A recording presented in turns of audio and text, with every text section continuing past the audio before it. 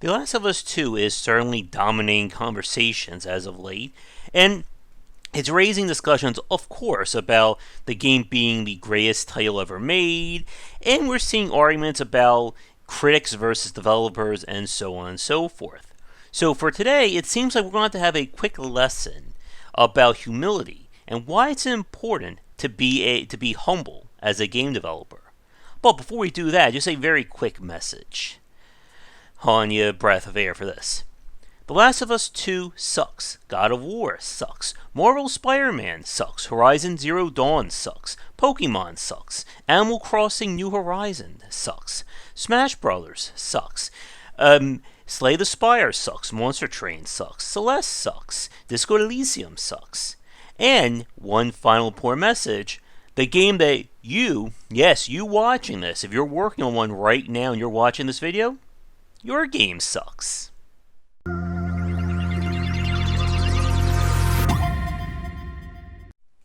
As we've said many times before, there is a certain level of romanticism surrounding the game industry. And game development is a very passionate and artistically driven market. Again, nobody gets into making video games as their backup job. And that passion has led to many developers working on games that they truly want to make.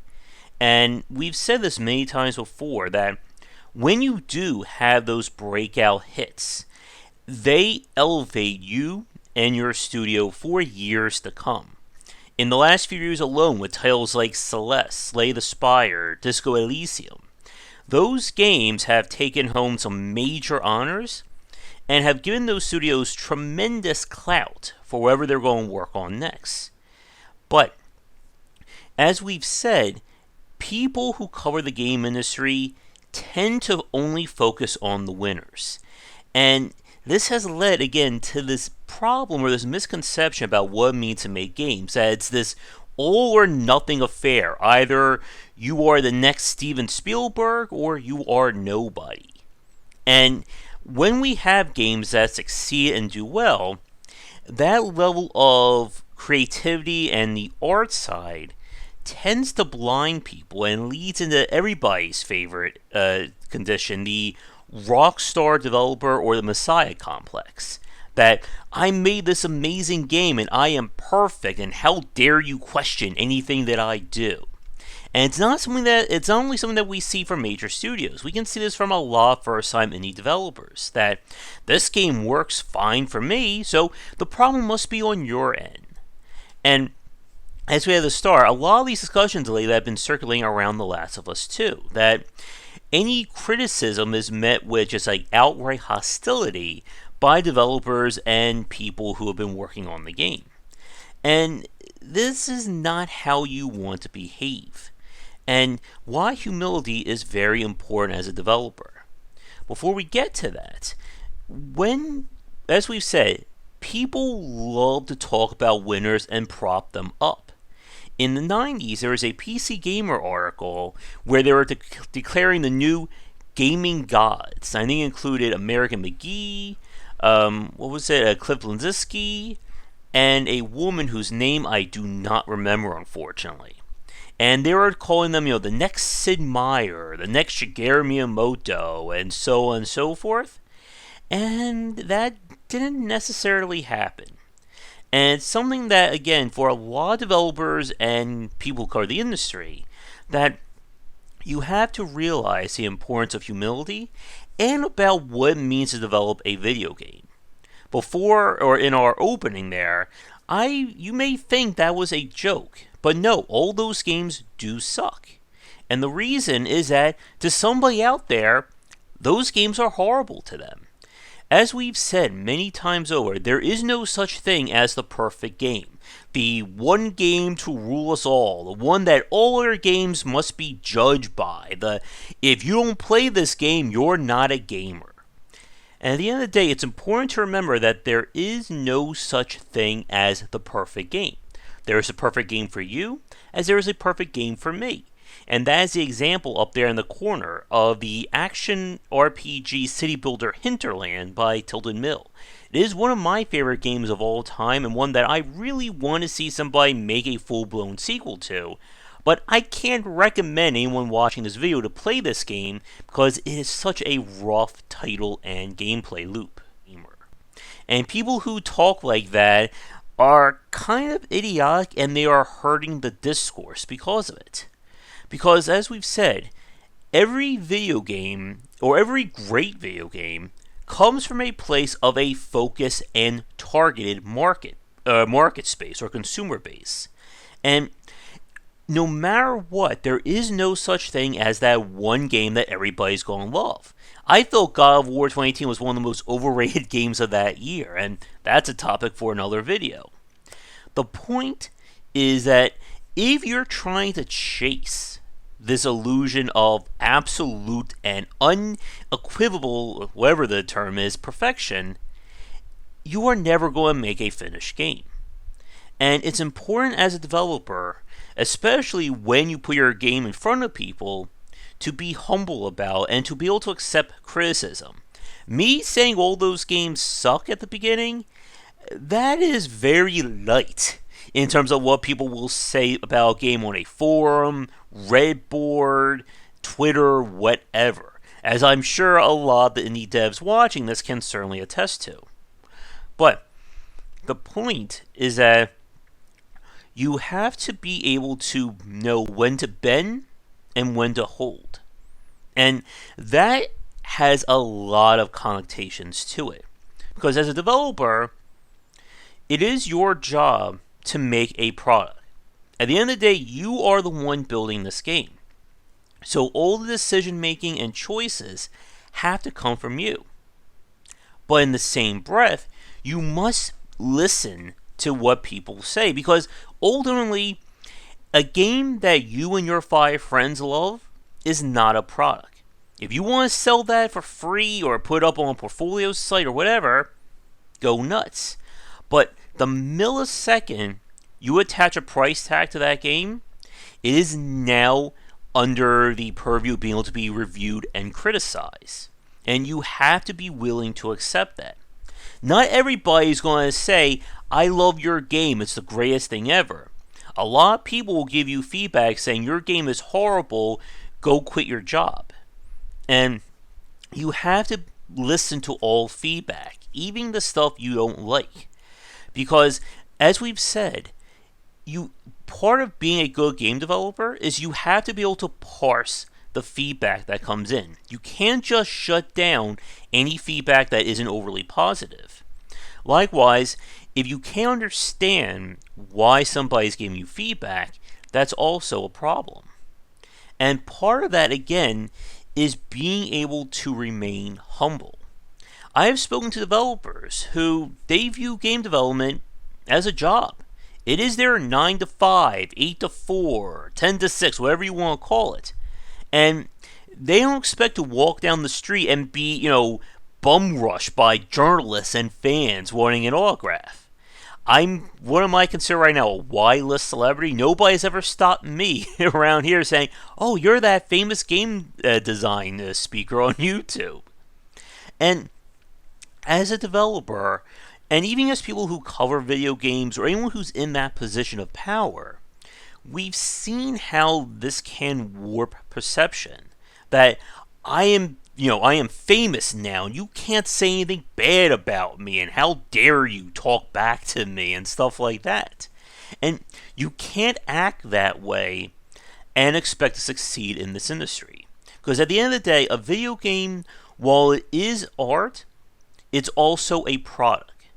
And a product can definitely be reviewed, criticized, scrutinized, and just torn apart if you give it to the right person. And like I said a few minutes ago, being able to know when to bend and when to hold is very important. And after this quick break, we're going to talk about an example of a developer who unfortunately had to learn that the hard way, and why sometimes your idea may not be the best idea for a certain game. And now for a quick shout out to our current Game Wisdom supporters and sponsors. Going forward, all Patreon supporters will get early access to our videos. And if you'd like to continue this discussion on game design, be sure to check out our Discord channel, link down below. If you're looking for more wisdom about game design, be sure to check out my latest offering of books, 20 Essential Games to Study, aimed for first-time developers and students looking for some inspiration for their upcoming games, and Game Design Deep Dive Platformers if you're interested in anything regarding 2D and 3D platforming design. They're both available in print, digital, and wherever books are being sold. Being able to accept feedback and remain humble, like we've said, is an essential part of being a game developer.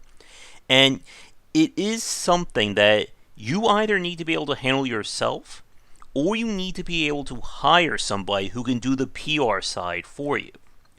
And when you have cases when the echo chamber or the rock star developer takes over, it can lead to games and developer alike being blindsided by the feedback that comes with a game's release. And our example for today is Brigador.